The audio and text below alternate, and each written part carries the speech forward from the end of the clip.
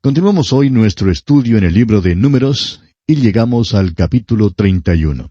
En este capítulo encontramos el juicio de Madián. Recuerde que estamos tratando las cosas que tienen que ver con una nueva generación del pueblo israelita, una generación que ha caminado a través del desierto. Muchos eran apenas pequeñuelos cuando principiaron la caminata de 40 años. Algunos eran estudiantes de la escuela primaria, otros liceístas o de bachillerato, y algunos ni aún habían nacido cuando comenzaron la marcha por el desierto. Dios había estado preparando a esta nueva generación para su entrada en la tierra prometida. Y ahora tienen este encuentro con el pueblo madianita. Los madianitas eran los que vivían en el desierto. Y es interesante notar que aquí es donde Moisés había ido cuando huyó de Egipto. Y es un hecho que Moisés se había casado con una madianita. Madián era un enemigo que representa, creemos nosotros, al mundo. Y veremos aquí que Dios les va a dar una victoria a los israelitas contra Madián. Este capítulo sirve para enseñarnos una buena lección en cuanto a la separación que debemos mantener del mundo. Hoy en día la separación del mundo significa una separación espiritual para el Hijo de Dios. Estamos ahora viendo los últimos hechos públicos realizados por Moisés. Cuando lleguemos al libro de Deuteronomio, veremos allí los últimos hechos particulares que realizara Moisés antes de su muerte. Una de sus últimas actuaciones públicas ocurre durante esta guerra contra los madianitas, y aquí también veremos cómo Dios le dio una gran victoria a Israel.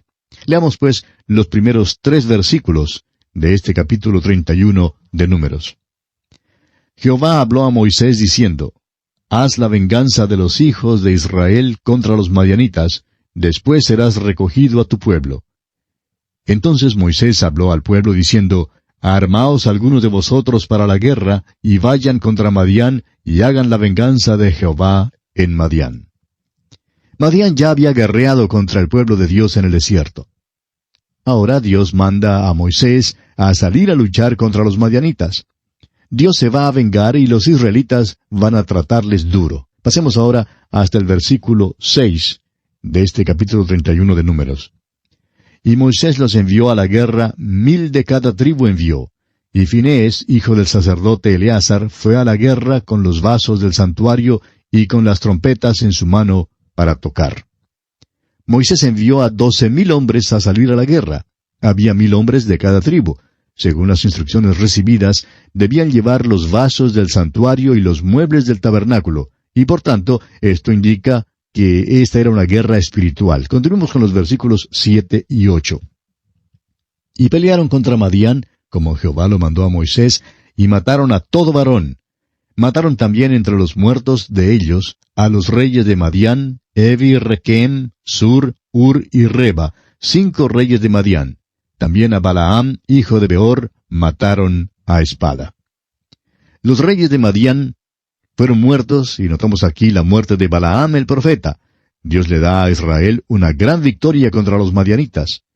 Hay un juicio sobre los gentiles aquí antes de que entren en la tierra prometida. Esto mismo es lo que consumará la edad antes de que venga Cristo. Israel, la nación que tiene problemas tan grandes, hoy en día estará en su tierra y tendrá paz cuando entre en la tierra. Pero ahora hay un problema. Leamos los versículos 9 al 16 de este capítulo 31 de Números. Y los hijos de Israel llevaron cautivas a las mujeres de los madianitas, a sus niños, y todas sus bestias y todos sus ganados, y arrebataron todos sus bienes, e incendiaron todas sus ciudades, aldeas y habitaciones. Y tomaron todo el despojo y todo el botín, así de hombres como de bestias. Y trajeron a Moisés y al sacerdote Eleazar y a la congregación de los hijos de Israel los cautivos y el botín y los despojos al campamento en los llanos de Moab, que están junto al Jordán frente a Jericó. Y salieron Moisés y el sacerdote Eleazar y todos los príncipes de la congregación a recibirlos fuera del campamento. Y se enojó Moisés contra los capitanes del ejército, contra los jefes de millares y de centenas que volvían de la guerra, y les dijo Moisés, ¿por qué habéis dejado con vida a todas las mujeres? He aquí, por consejo de Balaam, ellas fueron causa de que los hijos de Israel prevaricasen contra Jehová en lo tocante a Baal Peor, por lo que hubo mortandad en la congregación de Jehová. Había un gran problema con los israelitas. Dios les había sacado de Egipto en una sola noche, pero pasaron 40 años antes de que Dios sacara a Egipto del corazón de ellos. Y aún ahora, después de que habían sido engañados hasta unirse en la idolatría, por el consejo que Balaam había dado a los madianitas, todavía insisten en traer al campo a las mujeres madianitas. Y este es el problema con la mundanalidad, amigo oyente. No es malo que estemos en el mundo. Después de todo, aquí fue donde nos puso Dios. No se trata de a dónde vamos, ni tampoco de lo que hacemos, aunque estas cosas son indicativas de lo que está en nuestro interior. El problema surge si el mundo está en nosotros, en nuestros corazones y en nuestras vidas. La lección importante de este capítulo es que se requiere del creyente en Cristo la separación espiritual del mundo. ¿Dónde está usted caminando, amigo oyente? ¿Anda en la luz? ¿Está usted leyendo la palabra de Dios? ¿Tiene comunión con Cristo? Eso es lo importante para el Hijo de Dios. A Israel solo le fue permitido quedarse con las mujeres vírgenes.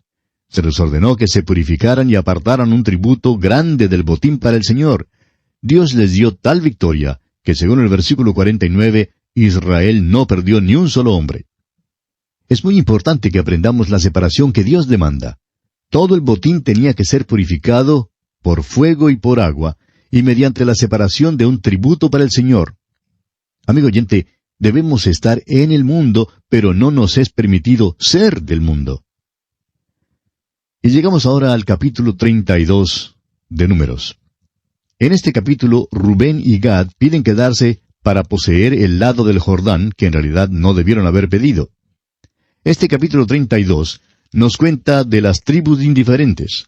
Rubén y Gad y la mitad de la tribu de Manasés pidieron la tierra al oriente del Jordán. Hay quienes creen que el río Jordán representa la muerte y la tierra de Canaán representa el cielo. Pero no creemos que sea así. Aprenderemos al estudiar el libro de Josué cómo pasar a Canaán. Hoy en día hay dos lugares donde los hijos de Dios pueden vivir. En primer lugar, uno puede vivir como mendigo en el desierto del mundo. Y hay muchos mendigos espirituales en el mundo. O también uno puede entrar en el lugar de bendiciones espirituales, porque Dios nos ha bendecido con toda bendición espiritual en los lugares celestiales en Cristo. Y esta es la tierra de Canaán espiritual de hoy en día. La pregunta de mayor importancia es esta: ¿cómo se cruza a Canaán? Cuando estudiemos acerca de los israelitas en su cruce del río Jordán, encontraremos allí dos grandes lecciones. Primero, notaremos que pusieron piedras en el Jordán, lo que simboliza la muerte de Cristo. Luego tomaron otras piedras del Jordán y con ellas levantaron un altar en la tierra, y esto habla de la resurrección de Cristo. En otras palabras, entraron en la tierra mediante la muerte y la resurrección de Cristo. Y usted y yo, amigo oyente, recibimos las bendiciones espirituales hoy en día de la misma manera. Y el apóstol Pablo, escribiendo en su carta a los Romanos capítulo 6, dice que es necesario saber que hemos sido sepultados con Él y levantados con Él. Tenemos que considerarnos identificados con Cristo en su muerte y en su resurrección. Debemos entregarnos a Él en esa base. Esa es la manera en que usted y yo, amigo oyente, podemos apropiarnos hoy en día de las bendiciones espirituales que son nuestras. Estas dos tribus y media no cruzaron el Jordán. Pidieron la tierra al oriente de este río. Leamos pues los primeros 5 versículos de este capítulo 32 de Números. Los hijos de Rubén y los hijos de Gad tenían una muy inmensa muchedumbre de ganado, y vieron la tierra de Jazer y de Galaad, y les pareció el país lugar de ganado. Vinieron pues los hijos de Gad y los hijos de Rubén, y hablaron a Moisés y al sacerdote Eleazar, y a los príncipes de la congregación, diciendo: Atarot, Dibón, Jazer, Nimra, Esbón, Eleale, Sebam, Nebo y Beón, la tierra que Jehová hirió delante de la congregación de Israel, es tierra de ganado, y tus siervos tienen ganado. Por tanto, dijeron: si hallamos gracia en tus ojos, dese esta tierra a tus siervos en heredad, y no nos hagas pasar el Jordán. Moisés quedó turbado con esta petición. Dijo que desanimarían a los israelitas. Leamos el versículo 7. ¿Y por qué desanimáis a los hijos de Israel para que no pasen a la tierra que les ha dado Jehová? Y Moisés lo consideraba como una negativa a seguir en pos del Señor. Pasemos ahora al versículo 15. si os volviereis de en pos de él volverá otra vez a dejaros en el desierto y destruiréis a todo este pueblo. Sin embargo, ellos aseguraron a Moisés que enviarían a sus hombres al otro lado del Jordán para ayudar a las otras tribus en su lucha por la conquista de la tierra. Y Moisés entonces aceptó esta promesa. Pasemos ahora al versículo 33 de este capítulo 32 de Números. Así Moisés dio a los hijos de Gad, a los hijos de Rubén, y a la media tribu de Manasés, hijo de José, el reino de Sehón, rey amorreo, y el reino de Og, rey de Basán, la tierra con sus ciudades y sus territorios, las ciudades del país alrededor. Cuando lleguemos al libro de Josué, veremos que estas tribus cumplieron su promesa. Y ante esto, uno quizás se pregunte, bueno, ¿y qué había de malo entonces al vivir al oriente del río Jordán? Veamos solo un incidente bastante revelador. ¿Recuerda usted que el Señor Jesucristo cruzó el mar de Galilea y llegó a dónde? A la tierra de los Gadarenos, o sea, a la tierra de la tribu de Gad. Esta gente, recuerda usted, prefirió los cerdos inmundos antes que la liberación espiritual que Cristo ofrecía. Cuando los israelitas cruzaron el río, se constituyeron en ciudadanos de Palestina.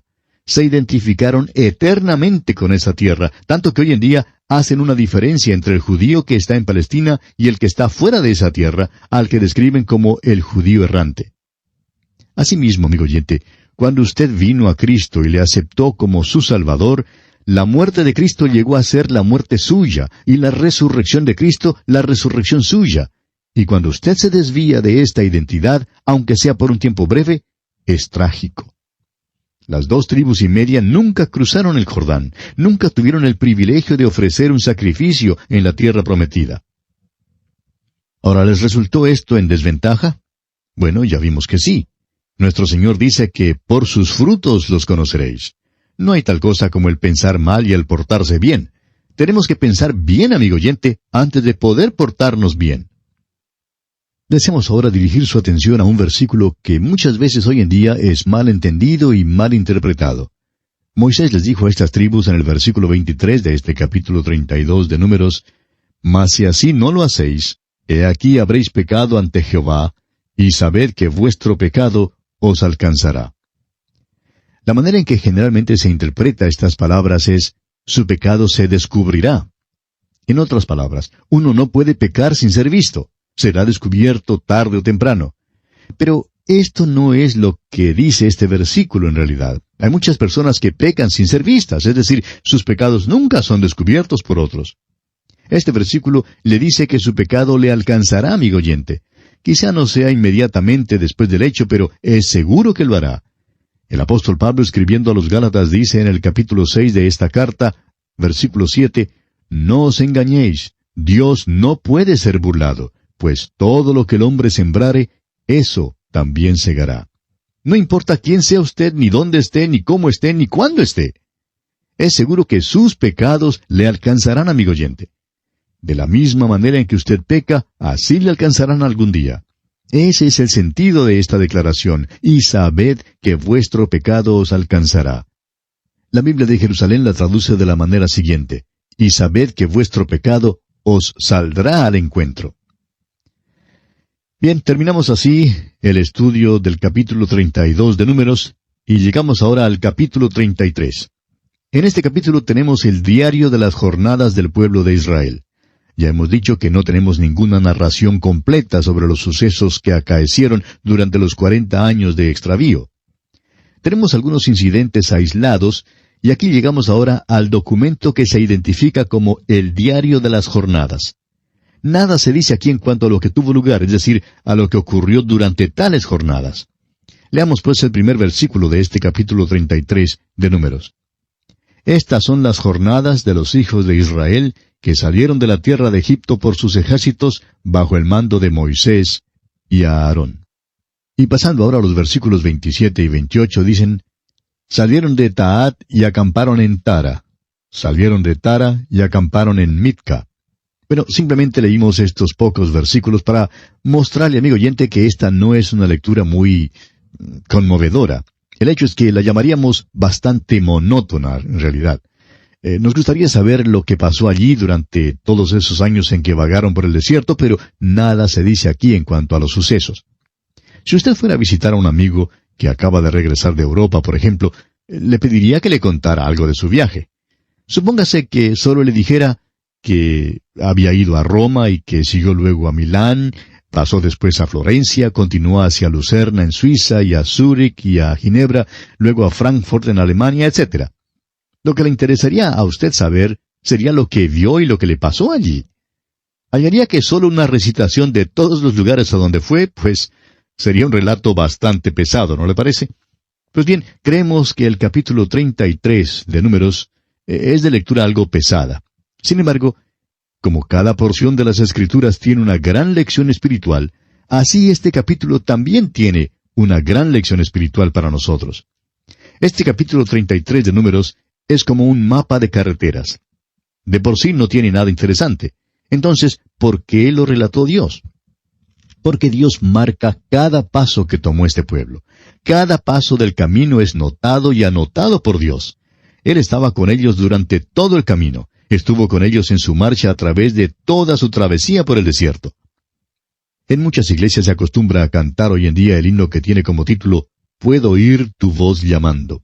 Pero francamente, no nos gusta oír cantar este himno porque creemos que expresa exactamente lo opuesto de lo que debe decir. Mire usted, por ejemplo, la congregación que lo canta diciendo «Donde quiera, fiel te seguiré». Pero luego, no vemos a esta gente los domingos en la noche, ni en los estudios bíblicos durante la semana, ni cuando hay cualquier obra que hacer para Dios. No podemos menos que preguntarnos, ¿hasta qué distancia realmente estaríamos dispuestos a seguirle? Por eso no creemos que debamos cantar ese himno. Tenemos que confesar que nosotros mismos hemos caído algunas veces y le hemos fallado. No podemos cantar que le seguiremos fielmente donde quiera que nos guíe. Quizá debemos cantarlo mejor de otra manera, diciendo, «Donde quiera fiel me seguirá», porque Él dijo, «No te desampararé ni te dejaré». Tenemos pues aquí el diario de las jornadas del pueblo de Israel. A donde quiera que fueran, en donde quiera que acamparan, en todo lugar, Dios estaba con ellos. Francamente, ellos no le estaban siguiendo a Él. Se alejaban de Él muchas veces, pero Él nunca les desamparó a ellos, nunca les dejó. Y esta es una de las grandes verdades de la palabra de Dios. No te desampararé ni te dejaré. Jesús dijo lo mismo en su discurso en el aposento alto, allá en el capítulo 14 del Evangelio según San Juan, versículo 18. Él dijo, «No os dejaré huérfanos, vendré a vosotros». Promete venir a cada creyente. ¿Cómo? Enviando al Espíritu Santo. El Espíritu Santo mora, reside en cada creyente. Si usted, amigo oyente, es hijo de Dios, no es posible que usted se aparte de Él. No le dejaría salir. Él va con usted donde quiera que vaya. Podemos dar traspiés, vacilar y fallar, caemos y no le seguimos fielmente, pero gracias a Dios que Él nunca nos desampara ni nos deja.